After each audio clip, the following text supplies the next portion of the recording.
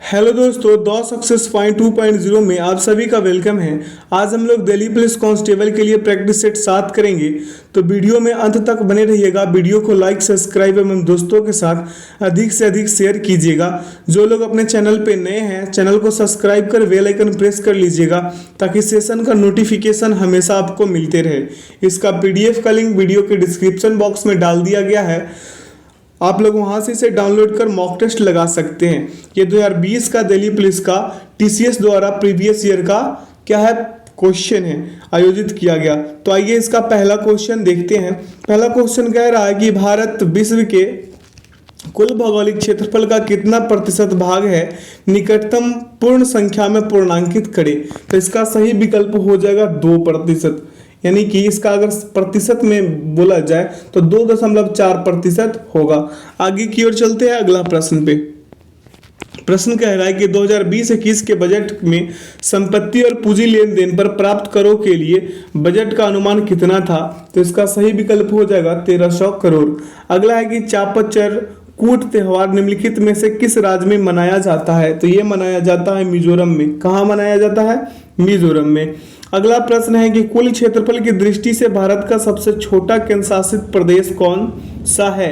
तो इसका सही विकल्प होगा लक्षद्वीप। क्या हो जाएगा? लक्षद्वीप, जिनका क्षेत्रफल 32 वर्ग किलोमीटर है। अगला प्रश्न पे चलिए। कह रहा निम्नलिखित में से किस उपकरण का उपयोग अवशोषित या विकसित ऊष्मा को मापने के लिए किया जाता है। तो इसका सही उत्तर हो जाएगा कैलोरीमीटर।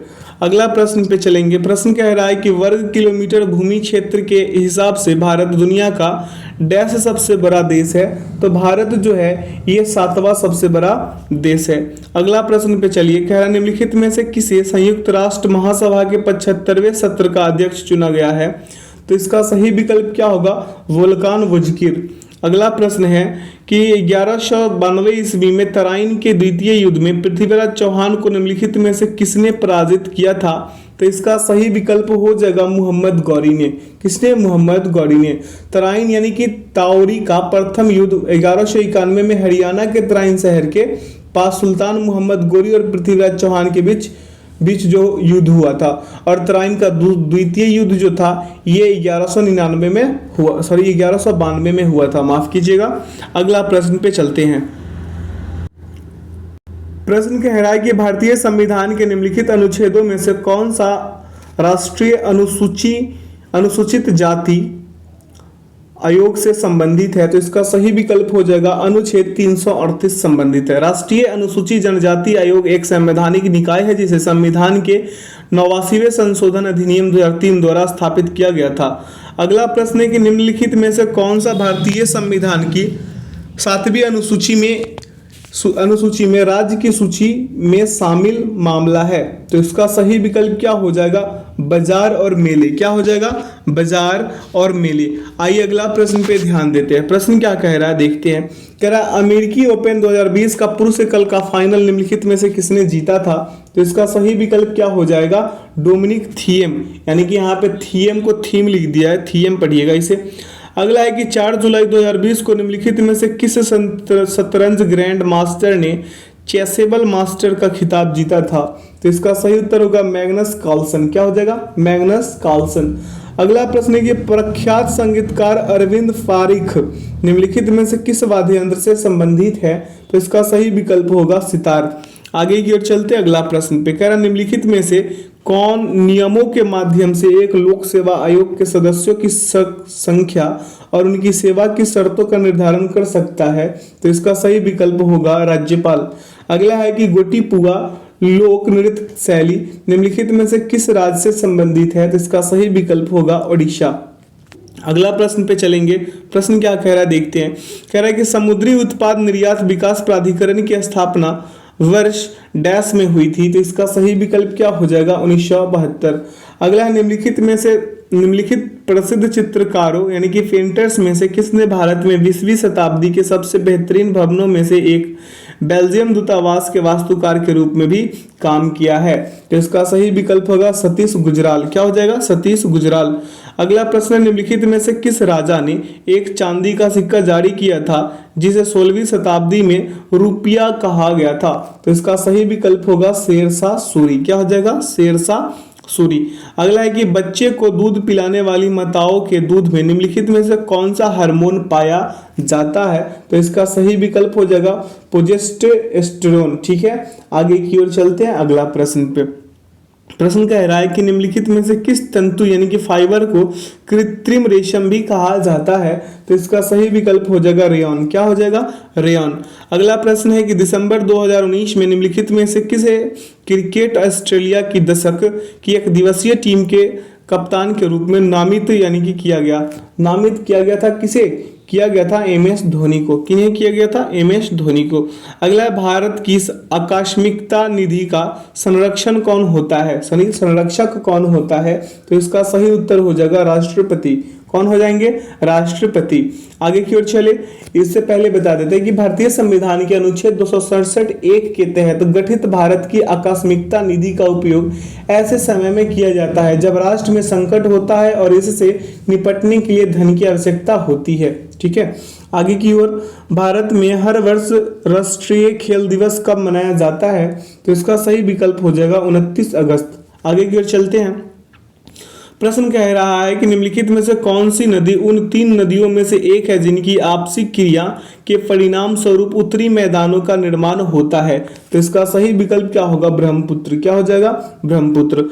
अगला है कि आजी लामू निम्नलिखित में से किस राज्य का एक महत्वपूर्ण लोक नृत्य है? तो इसका सही विकल्प हो जाएगा अरुणाचल प्रदेश। क्या हो जाएगा? अरुणाचल प्रदेश। अगला है कि वाष्पीकरण की प्रक्रिया के बारे में निम्नलिखित में से कौन सा कथन सही है? तो इसका सही विकल्प होगा तरल अवस्था गैसीय अवस्था में बदल जाता है। अगला प्रश्न पे ध्यान केंद्रित करेंगे। कह रहा है कि भारत सरकार अधिनियम डैश के द्वारा ब्रिटिश के प्रांतों के लिए द्विशासन यानी कि दोहरी सरकार की प्रणाली की शुरुआत की गई थी? तो इसका सही विकल्प होगा 1858। भारत सरकार अधिनियम 1858 ने भारत के संवैधानिक इतिहास में नए अध्याय की शुरुआत करी थी। ईस्ट इंडिया कंपनी के परिणाम स्वरूप यानी कि विघटन के लिए भारत सरकार के अधिनियम के रूप में जाने वाला अधिनियम और ब्रिटिश क्राउन के लिए सरकार क्षेत्रों और राजस्व की शक्तियों को हस्तांतरित किया गया। आगे की ओर चलते हैं, अगला प्रश्न पे ध्यान देते हैं। प्रश्न क्या कह रहा है कि भारतीय संविधान के निम्नलिखित अनुच्छेदों में से कौन सा अनुच्छेद संसद को जनहित में आवश्यकता अनुसार 2 राज्यों या भारतीय क्षेत्र के किन्हीं भी भागों के बीच व्यापार, वाणिज्य और पारस्परिक व्यवहार पर प्रतिबंध आरोपित करने का अधिकार देता है? तो इसका सही विकल्प होगा अनुच्छेद 302। क्या हो जाएगा? अनुच्छेद 302। व्यापार, वाणिज्य और समागम की स्वतंत्रता भारतीय संविधान के भाग 13 के तहत अनुच्छेद 301 से 307 में प्रदान की गई है। आगे की ओर चलते हैं, अगला प्रश्न पे ध्यान दे लीजिए। प्रश्न कह रहा है कि प्रोटियम, ड्यूटेरियम और ट्रिटियम क्या है? तो ये समस्थानिक आइसोटोप्स है। क्या है? समस्थानिक है। आगे की ओर चलते हैं। कह रहा है निम्नलिखित में से कौन सी प्रमुख नदी एक पूर्व की ओर बहने वाली नदी नहीं है? पूर्व की ओर बहने वाली नदी कौन नहीं है? नर्मदा। नर्मदा प्रायद्वीपीय भारत की सबसे बड़ी पश्चिम में बहने वाली नदी मध्य प्रदेश में अमरकंटक पर्वत श्रृंखला के पास से निकलती है। इसके आगे चलते हैं अगले प्रश्न पे। कह रहे हैं कि ऑपरेशन फ्लड निम्नलिखित में से किससे संबंधित है? तो ऑपरेशन फ्लड जो है भारत के डायरी उद्योग से यानी दुग्ध उत्पादन से संबंधित है। Doctor Verghese Kurien operation flood के वास्तुकार थे जिन्हें 1970 में भारत के राष्ट्रीय डेयरी विकास बोर्ड यानी कि NDDB द्वारा शुरू किया गया था। अगला, मुगल सम्राट पर जहांगीर का शासन किस काल में था? तो इसका सही विकल्प क्या हो जाएगा? 1965 से 67 CE। ठीक है, आगे की ओर चलते हैं अगला प्रश्न पे।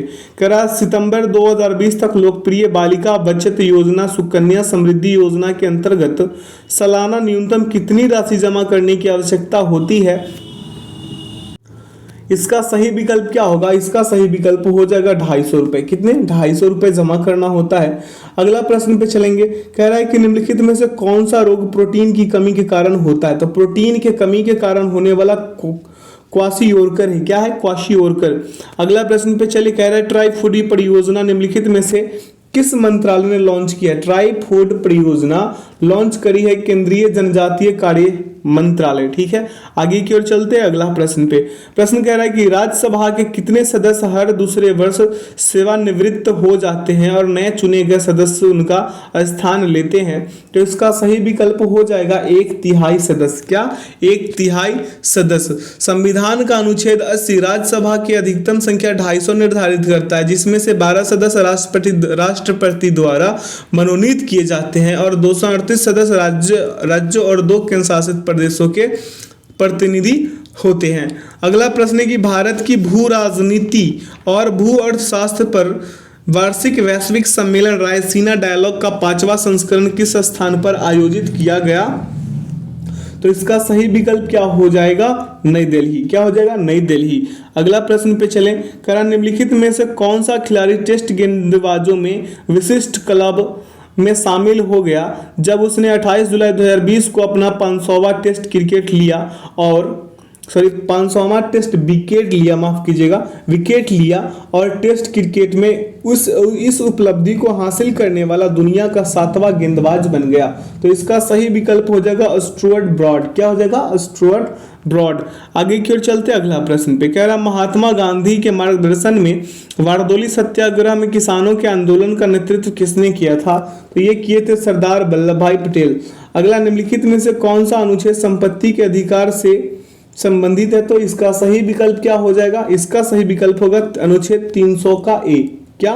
300 का ए। संपत्ति का अधिकार 1978 में 44वें संविधान संशोधन के साथ एक मौलिक अधिकार नहीं रह गया। इसे अनुच्छेद 300 के क के तहत एक संवैधानिक अधिकार बनाया गया था। आगे की ओर चलते हैं अगला प्रश्न पे। प्रश्न कह रहा है कि जब भारत स्वतंत्र हुआ उस समय भारतीय राष्ट्रीय कांग्रेस के अध्यक्ष कौन थे? तो भारतीय राष्ट्रीय कांग्रेस के अध्यक्ष थे जेबी कृपलानी। अगला दिसंबर 2019 तक की स्थिति के अनुसार निम्नलिखित में से किस भारतीय राज्य में सबसे अधिक राष्ट्रीय उद्यान है? तो इसका सही विकल्प क्या हो जाएगा? मध्य प्रदेश। क्या हो जाएगा? मध्य प्रदेश। आगे की ओर चलते हैं अगला प्रश्न पे ध्यान देते हैं। प्रश्न क्या कह रहा है आपसे? प्रश्न कह रहा है कि बहमनी साम्राज्य की स्थापना किसने की थी?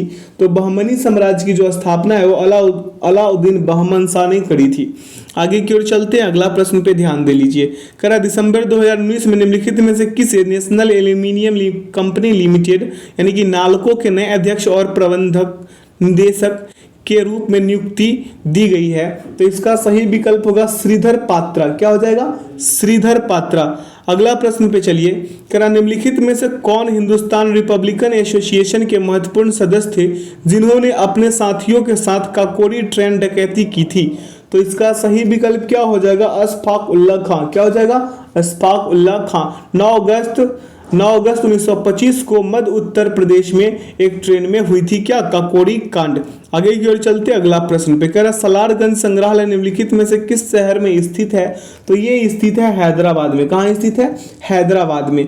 अगला है आधार आधारित लेन देन के लिए आइरिस यानी कि आइडेंटिफिकेशन की पेशकश करने वाला पहला बैंक निम्नलिखित में से कौन सा है? तो इसका सही विकल्प हो जाएगा एक्सिस बैंक। क्या हो जाएगा? Axis bank.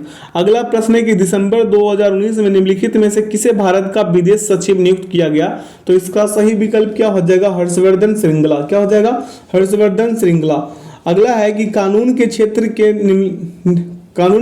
के निम्नलिखित दिग्गजों में से किसे जनवरी 2020 में इंग्लैंड और वेल्स के लिए ब्रिटेन की महारानी के काउंसिल के रूप में नियुक्त किया गया था? तो आइए इसका विकल्प देखकर सही उत्तर लगा देते हैं। तो इसका सही उत्तर क्या हो जाएगा? इसका सही उत्तर हो जाएगा हरीश साल्वे। क्या? हरीश साल्वे। अगला प्रश्न है कि सितंबर 2020 तक की स्थिति के अनुसार निम्नलिखित में से कौन सी bank National Payments Corporation of India की प्रमुख प्रवर्तक बैंक नहीं है? तो इसका सही विकल्प हो जाएगा आईडीएफसी बैंक। क्या हो जाएगा? IDFC bank. अगला प्रश्न है यहां से रीजनिंग्स का। प्रश्न क्या कह रहा है कि एक ही पासे की 4 भिन्न भिन्न स्थितियां दर्शाई गई है। 2 दर्शाने वाले फलक के विपरीत फलक पर कौन सी संख्या होगी? 2 दर्शाने वाले फलक के विपरीत फलक पे आपसे क्या किया है? पूछ लिया है। क्या करा है? पूछा है। तो 2 वाले के विपरीत फलक पे पूछा है। तो आइए इसका हम कर लेते हैं। किसी 2 पासे को हम कॉमन कर लेंगे। क्या कर लेंगे? कॉमन। देखिए यहाँ भी 2 है, यहाँ भी 2 है। ठीक है, तो हम यही दोनों पासे को कॉमन करेंगे। यानी कि मेरा कहने का मतलब ये 2 है ना, इसके एंटी क्लॉकवाइज चल लेंगे। यानी कि 2 के बाद क्या आएंगे? 5, 5 के बाद क्या आएंगे 3, फिर ये 2 के बाद क्या आ जाएंगे 3, और 3 के बाद क्या आ जाएंगे 1। ठीक है, 2 के बाद 3 और 3 के बाद 1 आएंगे। और जो नहीं है वो किस में नहीं है, तो नहीं जो है वही इसका सही विकल्प हो जाएंगे। इसका सही विकल्प क्या हो जाएंगे, 2 के विपरीत 6 हो जाएंगे। 2 के विपरीत क्या हो जाएंगे, 6 हो जाएंगे।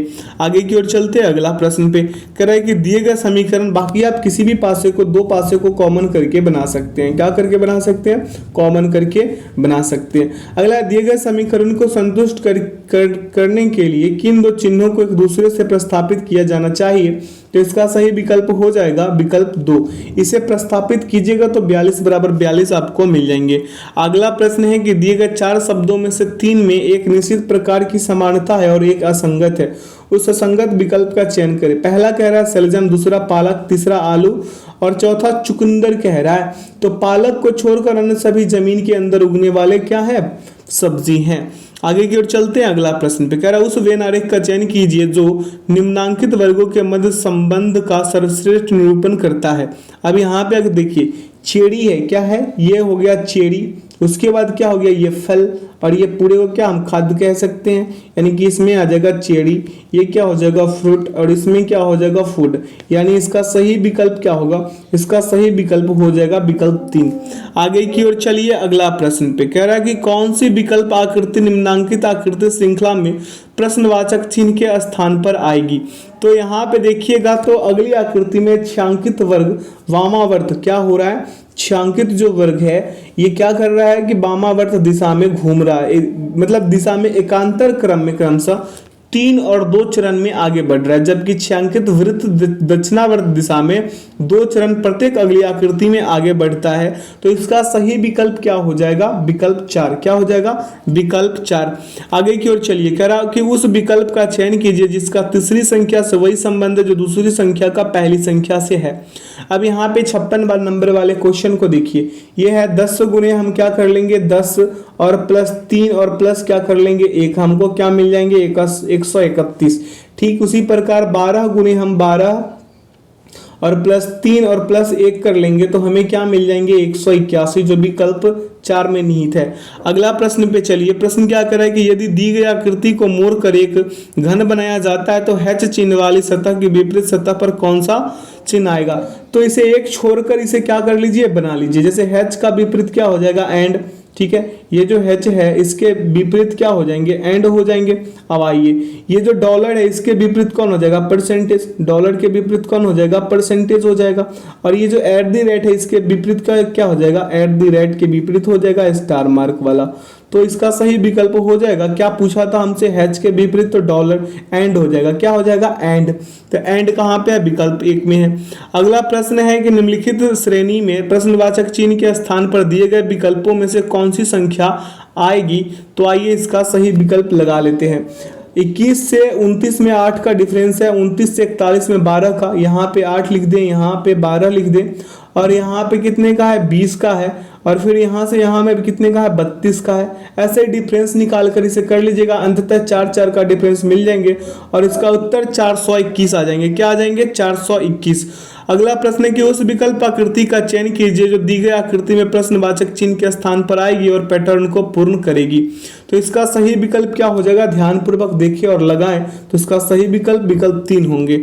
अगला प्रश्न पे चले, कह रहा यदि दर्पण को दिए गए संयोजन के दाईं ओर रखा जाए तो दर्पण में निर्मित सही प्रतिबिंब का चयन कीजिए। अब इसका सही प्रतिबिंब क्या हो जाएगा, यहाँ पे अगर रख दें हम तो ये y जो है ऐसे के ऐसे रहेंगे, t में कोई बदलाव होगा नहीं, i में भी कोई बदलाव नहीं होगा, लेकिन l ऐसे मुड़ेगा, फिर i, फिर b कैसे मुड़ जाएगा, ऐसे, a वैसे के वैसे। ठीक है, फिर i, फिर r कैसे ऐसे, फिर a तो वैसे ही रह जाएगा और भी वैसे ही रह जाएगा, यानी विकल्प 3 इसका सही उत्तर हो जाएंगे।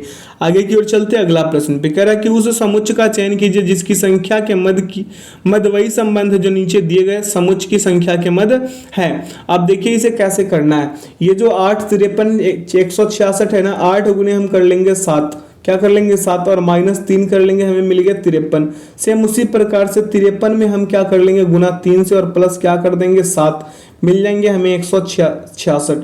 सेम उसी प्रकार से हम विकल्प अगर 2 को देखें तो यहाँ पे क्या हो जाएगा 6, 6 गुने 7 माइनस 3 यानी कि 39 में आ गए, क्या आ गया 39, और 39 में क्या कर देना है 3 प्लस 7 कर देना है, यानी कि 39 गुने 3 प्लस 7 कीजिएगा 124 मिल जाएंगे, यानी विकल्प 2 इसका बिल्कुल सही फॉर्म कर रहा है। अगला, निम्नांकित 4 आकृतियों में से 3 में एक निश्चित प्रकार की समानता है और एक असंगत है, उस असंगत आकृति का चयन कीजिए। अब यहाँ पे विकल्प आपको दे दिया गया है, आप इसका असंगत आकृति का चयन कीजिए। अगर विकल्प 3 को छोड़ देते हैं तो अन्य सभी आकृति में डिजाइन जो है, ये जो डिजाइन है ये बीच वाला, ये क्या हो रहा है कि केवल 2 वर्गों में उभयनिष्ठ है, लेकिन आकृति 3 में सभी वर्गों में क्या है ये उभयनिष्ठ हो रहे हैं। तो इसका सही विकल्प क्या हो जाएगा 3। ठीक है, आगे की ओर चलिए। कह रहा है कि कौन सी विकल्प आकृति निम्नांकित आकृति श्रृंखला में प्रश्न चिन्ह के स्थान पर आएगी। ये एरो और तीर वाला कहानी है, इसको अगर ध्यान से देखिएगा तो इसका विकल्प जो है आसानी से लगा पाइएगा, क्योंकि प्रत्येक अगली आकृति में सभी 4 डिजाइनें पलट जाती है। प्रत्येक आकृति में सभी 4 डिजाइनें क्या कर जाती है, पलट जाती है, तथा सबसे ऊपर वाली डिजाइन सबसे नीचे चली जाती है और एक नई डिजाइन द्वारा प्रस्थापित हो जाती है। यानी इसका सही विकल्प क्या हो जाएगा, विकल्प 4 आप करके देखें। अगला प्रश्न है कि उस विकल्प का चयन कीजिए जिसका आकृति सी से वही संबंध है जो आकृति बी का ए से है। अब यहाँ पे ध्यान दीजिए, आकृति ए से आकृति बी में दोनों डिजाइनें दक्षिणावर्त दिशा में एक चरण आगे बढ़ती है, और डिजाइन जो ये वाला जो है ना ऐसे करके ये ऐसे, ये वाला जो डिजाइन है ये कितना 90 डिग्री घूम रही है, क्या कर रही है दक्षिणावर्त घूमकर पलट जाती है, जबकि दूसरी डिजाइन 90 डिग्री वामावर्त घूमती है। तो इसका सही विकल्प क्या हो जाएगा, विकल्प 2। विकल्प 2 इसका परमशत उत्तर होंगे। अगला है कि एक कागज को निम्नांकित चित्र के अनुसार मोड़ा और काटा गया है, इस कागज को खोलने पर यह कैसा दिखाई देगा। अगर ये कागज को खोलना है तो पहले इधर खोलिए, फिर इसके बाद इधर, फिर इसके बाद इधर। मेरे बातों को समझ रहे होंगे, तो इसका सही विकल्प 1 आ जाएगा। आगे की ओर चलेंगे। कह रहा है कि एक एम्बुलेंस अस्पताल ए से बी के लिए 60 किलोमीटर प्रति घंटा की चाल से चलना शुरू करती है। एम्बुलेंस की चाल प्रति 2 घंटे 20 किलोमीटर प्रति घंटा बढ़ जाती है। यह 330 किलोमीटर की दूरी कितने घंटे में तय कर लेगी। तो पहले 2 घंटे में एम्बुलेंस द्वारा तय की गई दूरी निकालेंगे तो 2 गुने 60 कर लेंगे, मिल जाएगा हमें 120 किलोमीटर। ठीक है, अगले 2 घंटे में इसके द्वारा तय की गई दूरी हो जाएगा 2 गुने 80 यानी कि 160 किलोमीटर, और शेष दूरी कितना है 320 माइनस कर लेंगे 120 प्लस कितना 160, यानी कि 320 माइनस कितना 280, कितने 280 कितने हो जाएंगे 280 यानी कि 40 किलोमीटर। अब यह 100 किलोमीटर प्रति घंटा की चाल से चलेगी तो 40 किलोमीटर दूरी तय करने में लगा कुल समय क्या हो जाएगा 40/100 हो जाएंगे, और इसे काटपीट में चाहिएगा तो 2/5 घंटे, और 2/5 घंटे में 60 से करा दीजिए, यानी 24 मिनट, 4 घंटे 24 मिनट इसका कुल समय लग जाएंगे, जो विकल्प 4 में निहित है। अगला प्रश्न पे चलेंगे और अगला प्रश्न को देखेंगे। कह रहा निम्नलिखित श्रेणी में प्रश्नवाचक चिन्ह के स्थान पर दिए गए विकल्पों में से कौन सी संख्या आएगी। ध्यान दीजिए यहाँ पे 13 प्लस 3 कीजिएगा, 13 प्लस क्या कीजिएगा 3, माफ कीजिएगा फिर से कर दे। यहाँ पे 13 प्लस क्या कर लीजिए 3 तो मिल जाएंगे 16, फिर 16 प्लस क्या कर लीजिए 7 तो मिल जाएंगे 23। ये कौन से ट्रिक पे चले जा रहा है 3 गुने 2 प्लस 1 और 7 गुने 2 प्लस फिर 3, ऐसे करके बढ़ते चलिएगा। इसका 888 कहाँ है 888 888। विकल्प 2 में इसका सही उत्तर है, जो इस पैटर्न को पूर्ण करेगी। ऐसे ही करते आगे बढ़ते चले जाइएगा, इसका सही विकल्प आ जाएंगे। अगला प्रश्न है कि समान रूप से ज्ञात तथ्यों पर ध्यान न देते हुए निम्नांकित कथनों को पढ़े और फिर दिए गए 4 विकल्पों में से उस बेनारिक का चयन करें जो दिए गए कथनों का सही निरूपण करता है। तो आइए इसका कथन पढ़े। कह रहा है कि कुछ लड़के मासूम हैं, क्या है कि कुछ लड़के क्या हैं मासूम हैं। ये जो लड़के हैं ये कुछ लड़के हैं, बॉयज हैं, ये क्या है मासूम हैं। अब आगे पढ़िए, कुछ मासूम लड़के क्या कह रहा है, कुछ मासूम लड़के समयनिष्ठ है। अब कुछ मासूम लड़के जो है क्या है समयनिष्ठ है। तो इसका सही विकल्प क्या हो जाएगा, इसका सही विकल्प कुछ लड़के मासूम कह रहे हैं। क्या कह रहे हैं कुछ लड़के मासूम, तो यहाँ पे समयनिष्ठ जो है ना ये दोनों में भी आ सकता है। किस में आ सकता है, ये दोनों में भी आ सकता है। तो यानी कि इसका सही विकल्प ये जो बॉयज है ये क्या है बॉयज, और इधर क्या हो जाएगा आई हो से इमोशनल, और यहाँ पे फिर क्या हो जाएगा समयनिष्ठ, यानी कि ये पी से डिनोट कर दे। इसका सही विकल्प जो है 3 आ जाएंगे। यानी कुछ मासूम लड़के क्या है समयनिष्ठ है। क्या है? समयनिष्ठ है। तो इसका सही विकल्प जो होगा यही वाले होंगे। आगे की ओर चलते अगला प्रश्न पे कह रहा है कि उस विकल्प का चयन कीजिए जिसमें दी गई आकृति अंतर्निहित है, घुमाने की अनुमति नहीं दी गई है। इस आकृति को अगर आप ध्यानपूर्वक देखें तो विकल्प 3 जो है इसका सही निरूपण करता है। अगला प्रश्न पे चल ले। प्रश्न क्या कह रहा है कि उस विकल्प आकृति का चयन कीजिए जो दी गई आकृति में प्रश्न चिन्ह के स्थान पर आएगी और पैटर्न को पूर्ण करेगी। अगर आप ध्यान दें तो आपको पता चलेगा कि विकल्प 4 इसका सही उत्तर होंगे। अगला प्रश्न है कि यदि फैबुलस को इतना इतना मतलब इतने संख्याओं के रूप में लिखा जाता है और एम्यूजिंग को इतने के रूप में कूटबद्ध किया जाता है तो ट्राइसम को कैसे किया जाएगा। अब ना आपको ऐसा क्वेश्चन हम बार बार करा रहे हैं पिछले लगातार सेट्स में। तो ये 6 एफ का स्थानीय मान क्या होता है 6 और 27 माइनस अगर आप 6 कीजिएगा तो आपको क्या मिल जाएंगे 21। सेम इसी प्रकार से फेबुलस का कर लीजिए, एम्यूजिंग का कर लीजिए, 27 से घटाते चलिएगा आपको मिल जाएंगे। और ध्यान रहे कि यहाँ स्वरों का कोड क्या हो जाएगा ए ई आई ओ यू होता है। तो स्वर का कोड होगा ए का 1, ई का 2, आई का 3, ओ का 4 और यू का 5। जो इसमें है ना स्वर ए वॉवेल जो मिलेंगे उसका सेम वही के वही लिख देना है। जैसे हम लिख देते हैं यहाँ पे ए बराबर क्या है 1, ई बराबर हो जाएंगे 2 और आई बराबर हो जाएंगे 3 और ओ बराबर होंगे 4 और यू बराबर होंगे 5। ये वॉवेल वाले को ना सेम वैसे छोड़ देना है। बाकी कंसोनेंट्स जो है आपको क्या करना है इसका 27 माइनस 27 से घटाते चलना है उसका स्थानीय मान। इसका सही उत्तर 2 निकल के आएंगे, विकल्प 2। ठीक है। अगला प्रश्न है कि उस विकल्प का चयन कीजिए जिसका आकृति सी से वही संबंध है जो आकृति बी का आकृति ए से है। तो यहाँ पे देखिए आकृति में क्या हो रहा है, आकृति ए से आकृति बी की डिजाइन 45 डिग्री क्या कर रहा है वामावर्त घूमने के बाद पार्श्व रूप से पलट जाती है। तो इसका सही विकल्प क्या हो जाएगा, इसका सही विकल्प होगा विकल्प 3।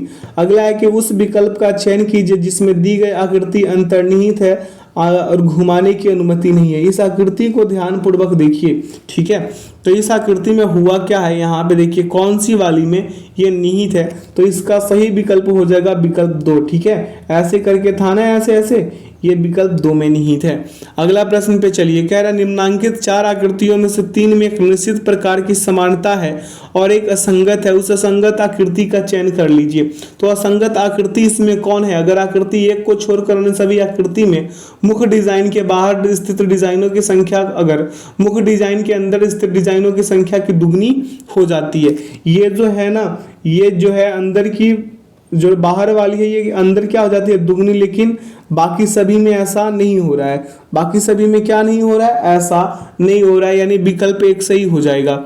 अगला है कि एक कूट भाषा में ऑरेंज को ISUOHA के रूप में लिखा जाता है, उसी भाषा में मैंगो को किस प्रकार लिखा जाएगा। तो ऑरेंज से ना आप क्या कर लीजिए, ये देखिए ओ है ORANGE है, ऑरेंज है, यही है ना। उसके बाद क्या है ISUOHA, यही है ना। तो ओ से आई के बीच क्या है, ओ से आई, OI। ठीक है। आर से फिर आर से अगर आप जलिएगा एस तो क्या हो जाएगा प्लस का 1 हो जाएगा। AU है यानी वॉवेल को छोड़कर बाकी कॉन्सोनेंट के साथ ये क्रिया कर रहा है। तो यहाँ पे क्या हो जाएगा N से प्लस मतलब N से प्लस 1 जाइएगा तो O, फिर G से प्लस 1 चले जाइएगा तो H मिल जाएंगे। और EI और AE का मतलब वॉवेल से इसका कोई ये मतलब कनेक्शन नहीं रखा गया है, मतलब कितने बढ़ रहा है कितने घट रहा है इसे छोड़ दिया गया है। सेम उसी प्रकार से मैंगो का कर लीजिएगा, आपसे आपका उत्तर जो है NUOHI निकल के आ जाएंगे। ठीक है। आगे की ओर चलें। अगला प्रश्न पे ध्यान देते हैं। यहाँ से मैथ्स का क्वेश्चन है, फटाफट पेन और कॉपी उठाइए और सॉल्यूशन करना शुरू कर दीजिए। और हर रोज आप लोग क्या कीजिएगा कि पेन और कॉपी फटाफट लेकर आइए और पूरे प्रश्न को आप खुद से भी करिए और कमेंट सेक्शन में हमें बताइए कि आप लोगों का कितना स्कोर रहा। आइए क्वेश्चंस पे ध्यान देते हैं। कह रहा 2 संख्याएं 5:8 के अनुपात में है। यदि पहली संख्या में से 15 घटाया जाता है और दूसरी संख्या में से 18 जोड़ दिया जाता है तो अनुपात 1:8 1:3 हो जाता है। दोनों संख्याओं के बीच कितना अंतर है? मान लीजिए कि संख्याएं क्या हो जाएंगी 5x और क्या हो जाएंगी 8x, क्या हो जाएंगी 8x हो जाएंगी। तो यहाँ पे 5x माइनस कितना 15 और बटा में क्या हो जाएगा 8x और प्लस में क्या हो जाएगा 18। अब बराबर 1/3।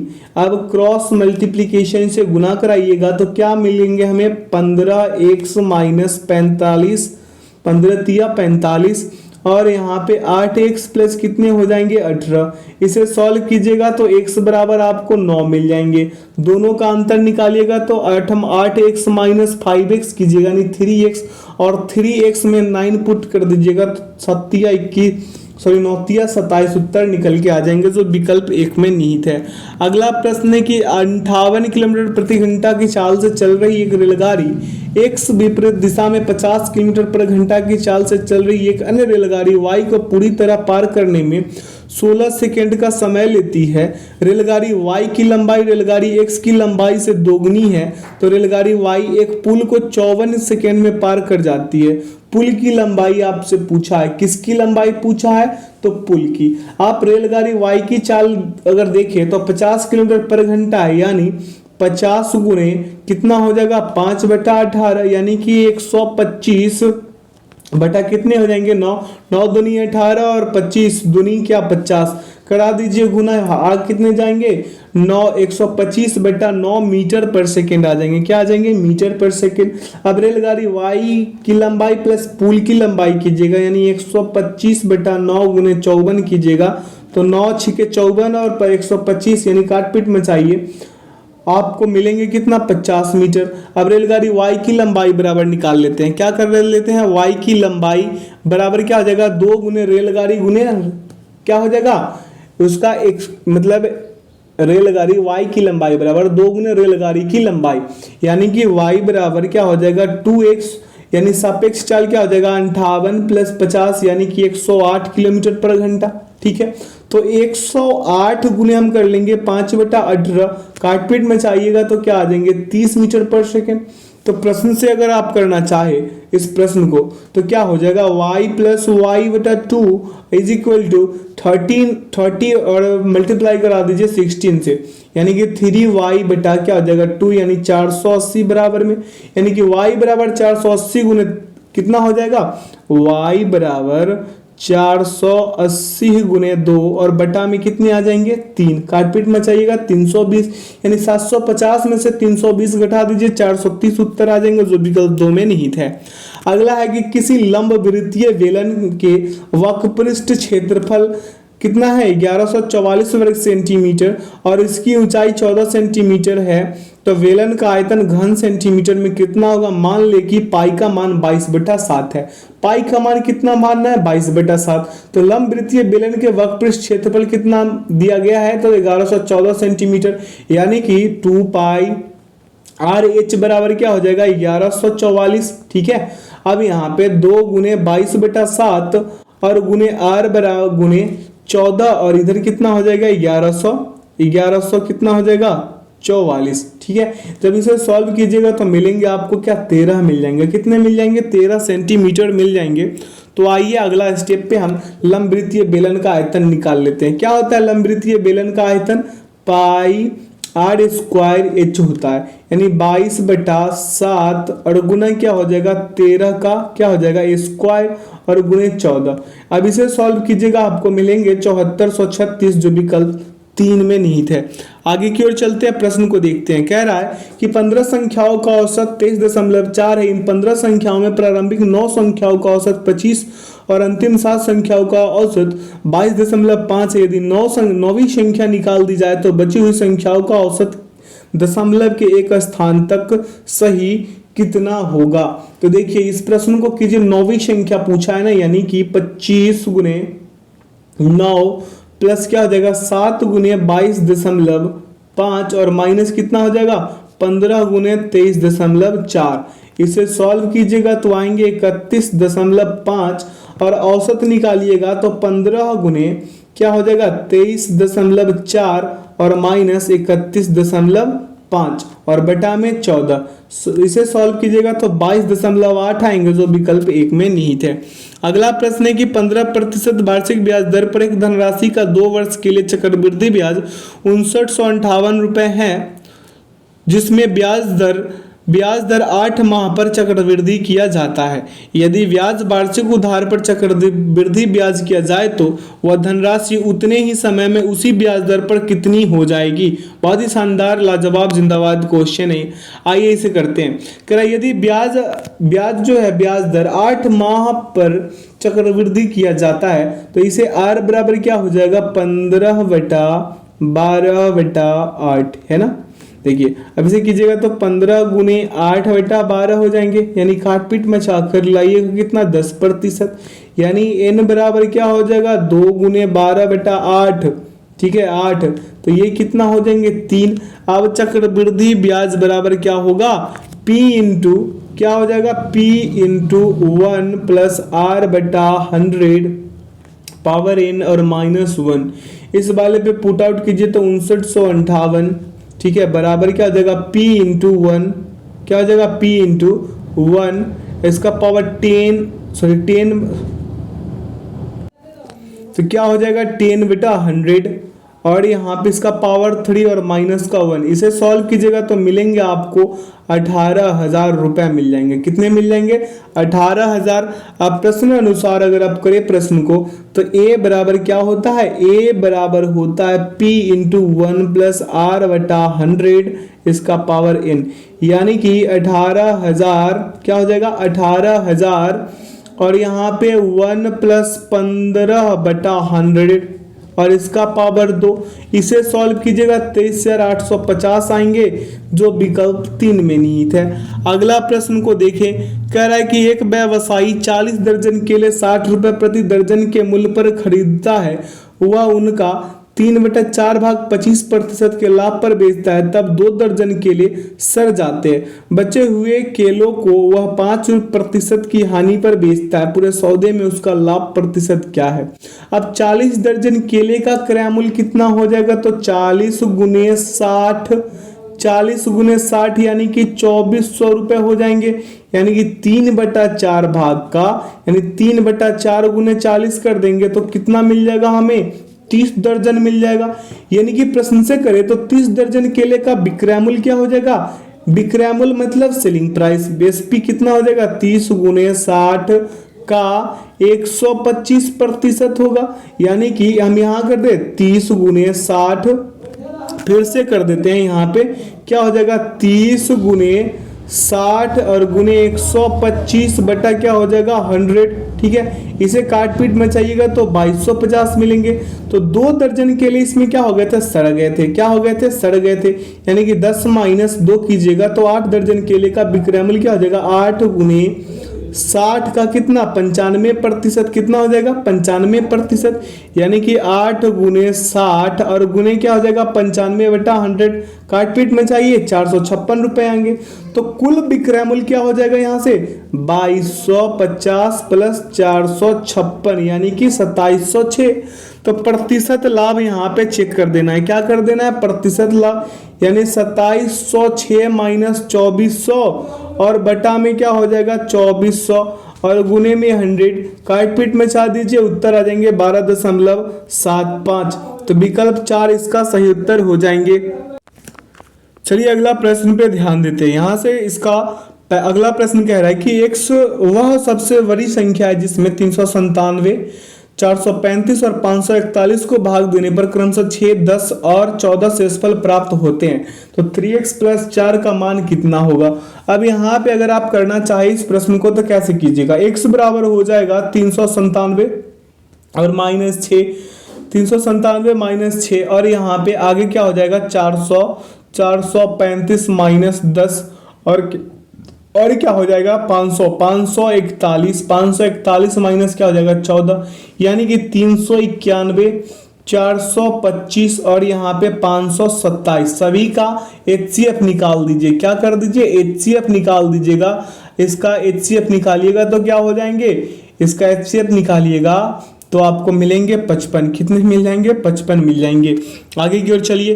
कह रहा है कि तेल के मूल्य में 20% की कमी होने से एक व्यक्ति 4500 रुपये में 15 लीटर अधिक तेल खरीद पाता है। तेल का प्रारंभिक मूल्य प्रति लीटर कितना है? तो इसका सही विकल्प क्या होगा? सॉरी, विकल्प कह रहे हैं, इसे आइए सॉल्व करते हैं। माना कि तेल का प्रारंभिक मूल्य कितना होगा? 100 रुपये लीटर होंगे, यानी कि मूल्य में 20% की कमी होने पर नया मूल्य क्या हो जाएगा? x का 80% क्या हो जाएगा? x का 80% हो जाएगा, यानी कि 80x बटा 100 और बराबर क्या हो जाएगा? 4x बटा 5, यानी कि 4500 बटा 4x बटा क्या हो जाएगा? 5 और माइनस क्या हो जाएगा? 4500 और बटा x बराबर क्या हो जाएगा? 15।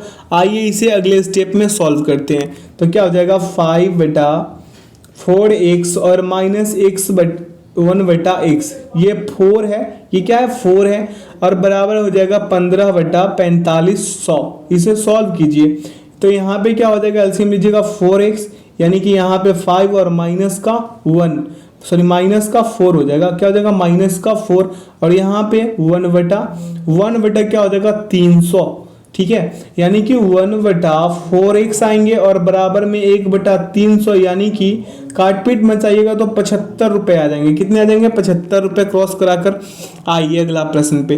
करे एक वृत्ताकार वाग की परिधि 253 मीटर है, 8 रुपये प्रति वर्ग मीटर की दर से उसे समतल करवाने की लागत क्या होंगे? पाई का मान 22/7 मान लीजिए। तो वृत्ताकार बाग की परिधि बराबर 253 मीटर, यानी कि 2 पाई आर बराबर क्या हो जाएगा? 253, यानी कि 2 गुने 22/7 और गुने आर बराबर क्या हो जाएगा? 253, यानी कि आर बराबर अगर हम लिखे तो 253 गुने 7 बटा 2 गुने 22। काटपीट में चाहिए तो 23 गुने 7 बटा 4 होंगे।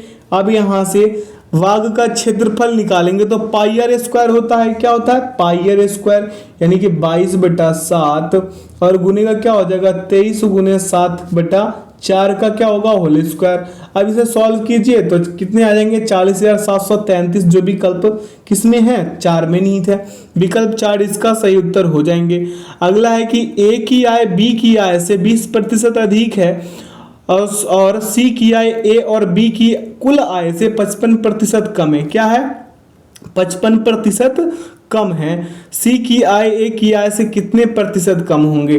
तो मान लीजिए बी की आय 100 रुपए, तो बी की आय, माना कि बी की आय 100 रुपए, तो बी की आय क्या हो जाएंगे? 100 प्लस 20, यानी कि कितने होंगे? 120। क्या हो जाएंगे? 120। अब आइए सी की आय निकालेंगे तो 100 प्लस क्या हो जाएगा? 120 का क्या हो जाएगा? 120 का कितने? 45%, यानी कि 220 गुने 45 बटा 100। काटपीट में चाहिए 99 आ जाएंगे। प्रतिशत कमी, सॉरी प्रतिशत निकालना है तो कितना हो जाएगा? 120 माइनस 99 और बटा में क्या हो जाएगा? 120 और गुने में हो जाएंगे 100। काटपीट मचा दीजिए। 17.5 कहीं दिख रहा है? विकल्प दो इसका क्रमशः उत्तर होगा। अगला एक निश्चित धनराशि समान वार्षिक साधारण ब्याज दर पर 4 वर्षों के बाद 5796 रुपये और 4 वर्षों के बाद 6993 रुपये हो जाती है, तो 7200 रुपये की धनराशि के लिए उसी ब्याज दर पर 2.1/2 यानी कि 2.5 वर्षों का साधारण ब्याज कितना होगा? 2.5 वर्षों का।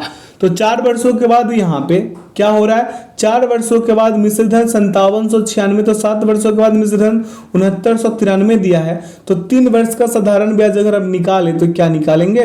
6993 और माइनस 5796 घटा दीजिएगा, कितना आ जाएंगे? 1197। क्या आ जाएंगे? 1197। तो 4 वर्ष का साधारण ब्याज बराबर 1197 बटा 3 गुने 4। काटपीट में चाह दीजिए, उत्तर आ जाएंगे 1596। तो P बराबर क्या हो जाएंगे? यहाँ पे ऊपर लिख दें, P बराबर 5796 माइनस 1596 कर लेंगे। मिलेंगे हमें क्या? मिलेंगे हमें 4200 रुपये, यानी कि 4200 रुपये मिल गए। अब दर बराबर क्या होता है? ब्याज गुने 100 बटा समय गुने मूलधन, यानी कि 1596 और गुने 100। ठीक है। और बटा में 4 गुने 4200, काट पीट में चाहिएगा 9.5 आ जाएंगे। अब ब्याज बराबर निकाल दीजिए तो क्या हो जाएंगे, ब्याज बराबर मूलधन गुने समय गुने दर बटा 100 होता है, यानी कि 7200 क्या हो जाएंगे 7200 गुने 5 और गुने क्या हो जाएगा 9.5 बटा 2 गुने 100, काट पीट मचा दीजिए 1710 आएंगे उत्तर।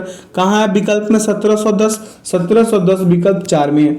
अगला, अनीता एक वस्तु पर उसके लागत मूल्य से 210 रुपये अधिक मूल्य अंकित करती है, जबकि वह इसे अंकित मूल्य पर 20% की छूट देकर बेचती है, तो उसे 10% की हानि होती है। वस्तु का विक्रय मूल्य पूछा है।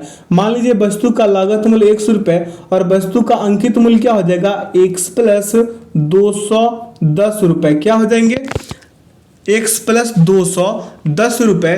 तो यहाँ पे x का 90% बराबर क्या हो जाएगा, हम लिख देते हैं x का क्या हो जाएगा 90% बराबर क्या हो जाएगा x प्लस 210, x प्लस क्या हो जाएगा 210 का कितना हो जाएंगे 80%, 210 का क्या हो जाएगा 80%, यानी कि 90x बटा यहाँ पे 90x बटा 100, ठीक है 100 और माइनस क्या क्या हो जाएगा 80x बटा 100। अब इसे सॉल्व कर लीजिए और यह इधर बराबर में 210 गुने क्या कर लीजिए 80 बटा 100।